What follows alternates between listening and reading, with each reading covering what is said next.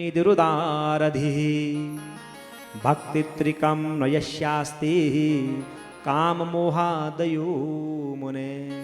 हे मुने, आप धन्य हैं, आप तपस्या के भंडार हैं और आपका हृदय भी बड़ा उदार है। जिसके भीतर भक्ति ज्ञान वैराग्य नहीं होते उसी के मन में क्या होता है? काम विकार मोह उसी के मन में होता है। अरे आप तो नैष्ठिक ब्रह्मचारी हैं, आप में काम विकार कैसे हो सकता है? और ये काम आपका क्या बिगाड़ सकता है? नारद जी कर, हाँ बिल्कुल मेरा कुछ नहीं बिगाड़ सकता है। गर्व है नारद जी को। अब नारद जी अभिमान में क्या कह रहे हैं? अरे यदि मुझ पर आपकी कृपा है तो काम मेरा क्या बिगाड़ सकता है? ऐसा कह करके नारद जी चले गए। भगवान ने देखा ये ऐसा ठीक नहीं है, क्योंकि भगवान का भोजन क्या है? भक्त का अहंकार।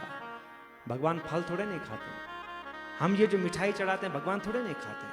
अपना अहंकार चढ़ाओ भगवान को, अपना गर्व चढ़ाओ, घमंड भगवान को दे दो, वही भगवान का भोजन है। और वो हमने चढ़ाया नहीं, और तो नाना प्रकार के व्यंजन चढ़ा रहे हैं, नाना प्रकार के फल चढ़ा रहे हैं, क्या फायदा? अपना अहंकार दो। भगवान ने पद दिया, भगवान ने प्रतिष्ठा दी है, और उस पद प्रतिष्ठा में रह करके अगर अहंकार होगा तो भगवान उसे ले भी लेते हैं फिर अपने पास। अब जैसे नारद जी गए तो भगवान शिव की इच्छा से अब माया विशारद श्री हरि ने तत्काल अपनी माया को प्रकट कर दिया। अब भगवान ने अपनी माया फैला दी। मुनि मार्गस्य मध्ये तु विरेचे नगरं महत शतयोजन विस्तार अद्भुतम सुमनोहरम्। भगवान ने अपनी माया से क्या किया? मार्ग में एक विशाल 100 योजन विस्तार वाले अद्भुत अत्यंत मनोहर नगर की रचना कर डाली। ऐसा नगर है जो देखता है तो मोहित हो जाता है, और अपने बैकुंठ से भी सुंदर भगवान ने उस नगर को बना दिया, रमणीय है। और वहां का राजा कौन है? शीलनिधि राजा। शीलनिधि नामक ऐश्वर्यशाली राजा राज्य करते थे, और अपनी पुत्री का स्वयंवर करने के लिए उद्यत थे। अतः उन्होंने महान उत्सव का आयोजन किया हुआ था। अब नारद जी उसी मार्ग से निकले।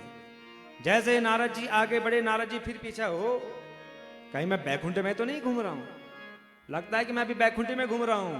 देखा इतना सुंदर नगर, तो नगर पर ही मोहित हो गए और सीधे शीलनिधि के द्वार पर पहुंचे। राजा ने देखा कि मुनि आए हैं, आतिथ्य सत्कार किया, उनको प्रणाम किया, उनका पूजन किया और आसन पर बिठा दिया। अथि राजा स्वतनयाम नामता श्रीमती वरा नारदस्य समानीय पादयो समपातयत। उन राजा शीलनिधि की सुंदर कन्या जिसका नाम है श्रीमती, कहीं कहीं इनका नाम विश्वमोहिनी भी है, बड़ी सुंदर।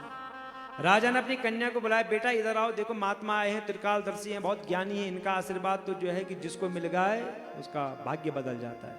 बिटिया को बुलाया, प्रणाम करो। अब बिटिया ने, महात्मा जी आपको कोटि कोटि प्रणाम करती हूं मैं। नारद मुनि चकित हो गए, इतनी सुंदर।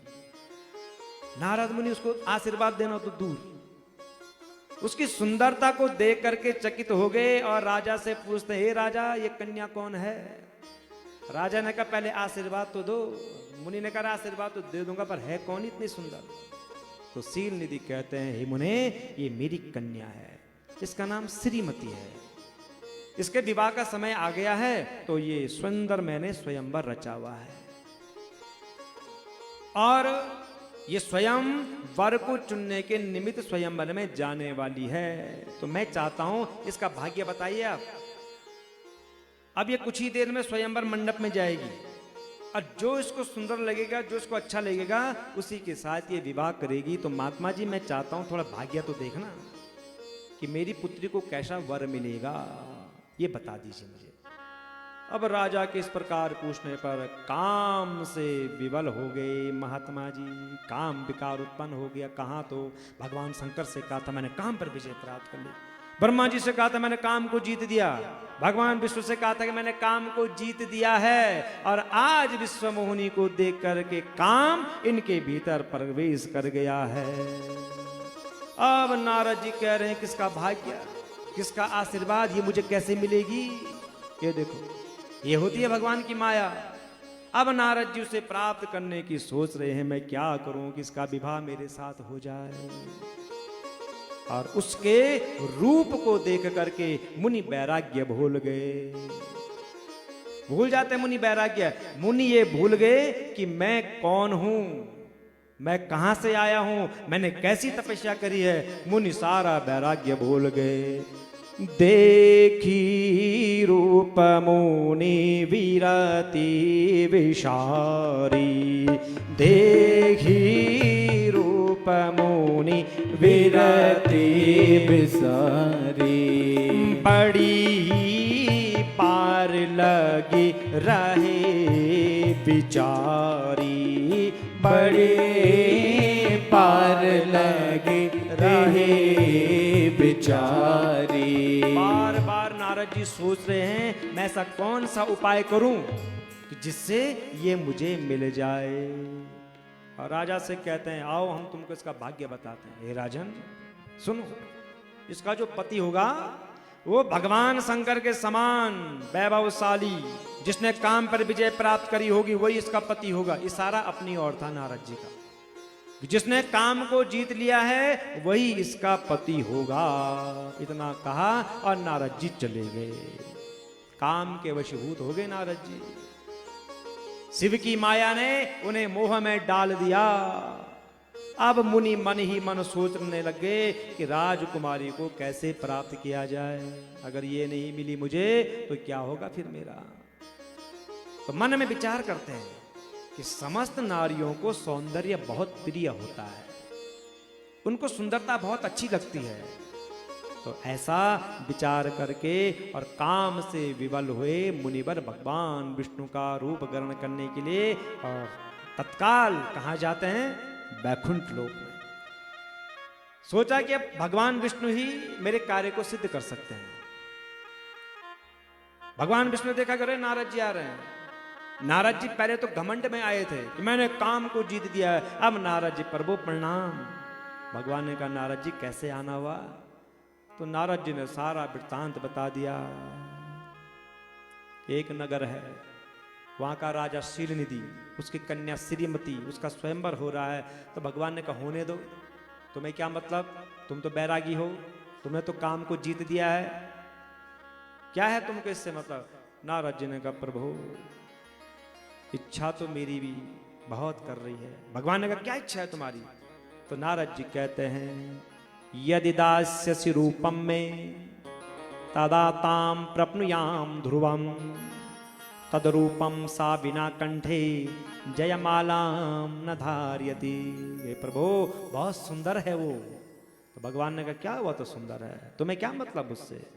कहा प्रभु यदि आप अपना रूप मुझे दे दें, यदि आप अपना हरि रूप मुझे दे दें तो मैं उसे निश्चय ही प्राप्त कर लूंगा। आपके रूप के बिना वह जयमाला मेरे कंठ में नहीं डाल पाएगी, नहीं डाल पाएगी। इसलिए प्रभु आपका रूप चाहिए मुझे।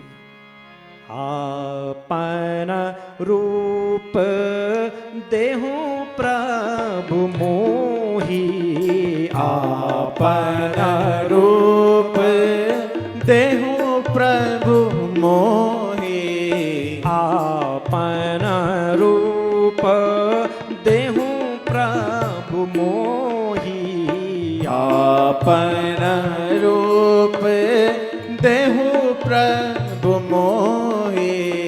आन भांति नहीं, आन भांति नहीं, आन भांति नहीं, आन भांति नहीं, पावो ओही आपन रूप देहु प्रभु मोहि आपन रूप देहु प्रभु मोहि आपन रूप देहु प्रभु मोहि स्वरूपम देहि मैं नाथ सेवको हम प्रियस्तव। हे नाथ, मैं आपका प्रिय सेवक हूं, अतः मुझे अपना स्वरूप दे दीजिए, जिससे वह राजकुमारी श्रीमती निश्चय ही मुझे वरण करेगी। नारद जी की बात को सुनकर के भगवान विष्णु कहते हैं, हे मुने, आप अपने अविष्ट स्थान को चले जाइए, आपका हित मैं अवश्य करूंगा, आपका हित मैं अवश्य करूंगा। इत्युक्त्वा मुनये तस्मै ददो विष्णुर्मुखं हरे। ऐसा कह करके भगवान विष्णु ने नारद मुनि को मुख तो दे दिया, किसका? बानर का, और शेष अंगों में अपने जैसा स्वरूप दे करके भगवान अंतर्धान हो गए। और शंकर भगवान की जय।